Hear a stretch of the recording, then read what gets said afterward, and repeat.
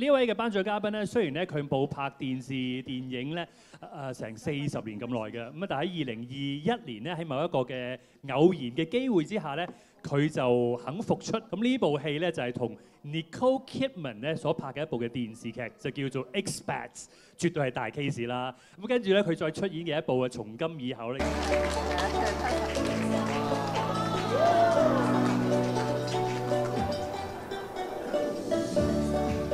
梁姐 ，Hello， 你好啊 ，Derek，Hello， 大家好，大家好嚇，好恭喜各位得獎嘅朋友，亦都多謝 Alan 咧，佢成日都好掛住我哋，每次有啲咩 event 都邀請我哋嘅，咁啊多謝晒 Alan。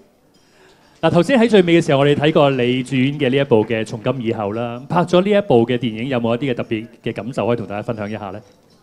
其實咧就我覺得戲裏邊教我哋就係唔好等，簽訂咗我哋走咗之後嘅安排。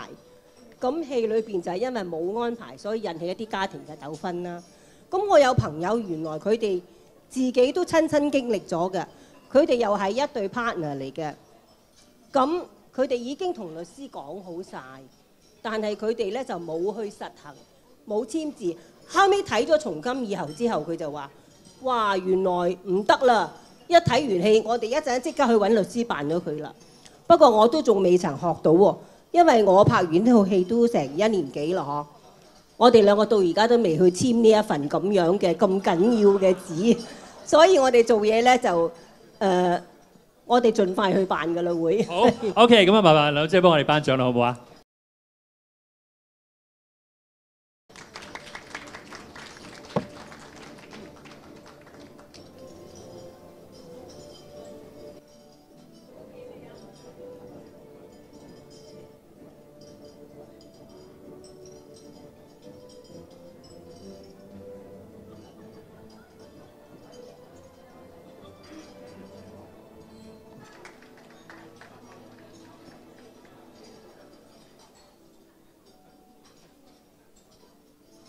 好啦，多謝晒梁姐為我哋頒獎，多謝晒梁姐。